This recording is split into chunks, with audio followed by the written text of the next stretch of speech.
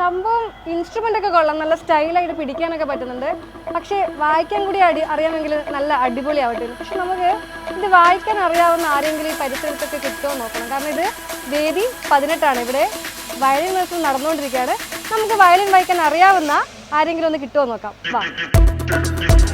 അല്ല, വയലിൻ വായിക്കുന്ന ആളാണോ? എനിക്ക് കണ്ടപ്പോഴേ തോന്നി നിന്നെയാണ് ഞാൻ തേടിക്കൊണ്ടിരുന്നത്. അപ്പോൾ നമുക്ക് വയലിൻ വായിക്കുന്ന ഒരാളെ കിട്ടിയിട്ടുണ്ട്. നമുക്ക് അവരുടെ വിശേഷങ്ങൾ അവരോടൊന്ന് ചോദിക്കാം. ഒരു സുഹൃത്തു കൂടി ഉണ്ടല്ലേ, അയാളെ കൂടി വിളിച്ചാലോ? വന്നോ. അപ്പൊ രണ്ടുപേരുടെ മത്സരങ്ങളൊക്കെ കഴിഞ്ഞല്ലേ? ഇത് ഞാൻ കയ്യോടെ തന്നേക്കും. ഏത് ജില്ലക്കാരാ രണ്ടുപേരും? ആലപ്പുഴ. കൊല്ലം. അതെന്താ അങ്ങനെ ഒരു കണക്ഷൻ? ഇവിടെ വന്ന് പരിചയപ്പെട്ടതാണോ അല്ല മുന്നേ പരിചയമുണ്ടോ? ഞങ്ങൾക്ക് നേരത്തെ തൊട്ട് ഇൻസ്റ്റാഗ്രാം വഴി അറിയാം. ഞങ്ങൾ ഇന്നാണ് ആദ്യമായിട്ട് കാണുന്നത്. ഇൻസ്റ്റാഗ്രാം ഫ്രണ്ട്സ് ആണ് രണ്ടുപേരും. പരസ്പരം മത്സരം കണ്ടോ? കണ്ടു, തീർച്ചയായും കണ്ടു. എങ്ങനെയുണ്ടായിരുന്നു സുഹൃത്തിന്റെ മത്സരം? അടിപൊളിയായിരുന്നു.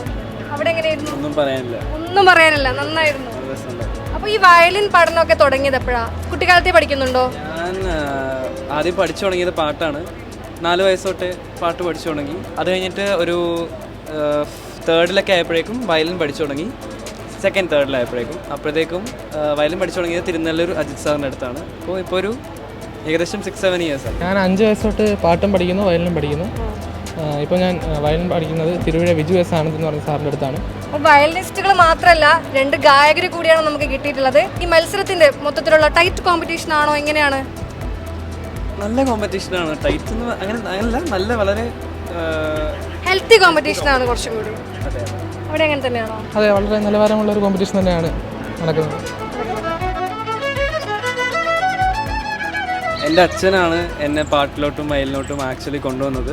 അച്ഛൻ ആദ്യം ഗണേഷ് കുമരേഷ് സാറിൻ്റെ കോൺസെർട്ട് കേട്ടിട്ട് അങ്ങനെയാണ് എന്നെ വയലിൻ പഠിപ്പിക്കാൻ ഒരാഗ്രഹം വന്നത്. അങ്ങനെയാണ് അച്ഛൻ വയലിൻ പഠിപ്പിച്ചത്.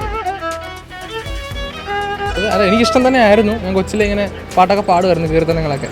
അപ്പോൾ അത് കേട്ടിട്ട് എന്നെ പാട്ടും വയലിനും പഠിപ്പിക്കാനായിട്ട് വിട്ടതാണ്. ഭയങ്കര സപ്പോർട്ടാണ്. അച്ഛൻ ചെറുതായിട്ട് പാട്ടൊക്കെ പാടും. ഭയങ്കര ഒരു മ്യൂസിക്കിന് വേണ്ടിയിട്ട് ഇങ്ങനെ കച്ചേരികളൊക്കെ കേൾക്കും ഒരുപാട്. ഈ കലോത്സവത്തിൽ ഇത് ആദ്യമായിട്ടാണോ അല്ല ഇവിടുത്തെ സ്ഥിരം പുള്ളിയാണോ? അങ്ങനൊന്നുമില്ല. ഞാൻ കഴിഞ്ഞ വർഷം സ്റ്റേറ്റിൽ വന്നിരുന്നു വയലിന്.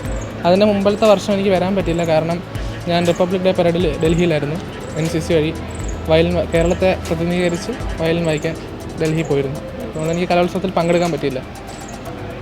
ഇപ്രാവശ്യം വന്ന് തീർത്തല്ലേ? തീർത്തു. ഇനി റിസൾട്ടും കൂടെ അറിയണം. തന്നെയാണ് പ്രതീക്ഷ അല്ലേ? അതെ, കിട്ടുമെന്ന് തന്നെയാണ് പ്രതീക്ഷ. ഞാൻ CBSE-യിലായിരുന്നു. ഈ വർഷമാണ് സ്റ്റേറ്റിലോട്ട് വന്നത്. CBSE-യിൽ കഴിഞ്ഞ വർഷം 3 വർഷമായിട്ട് ഞാൻ കോമ്പറ്റീഷന് പോയിക്കൊണ്ടിരുന്നതാണ്. അപ്പോൾ ആദ്യമായിട്ടാണ് സ്റ്റേറ്റ് കലോത്സവം.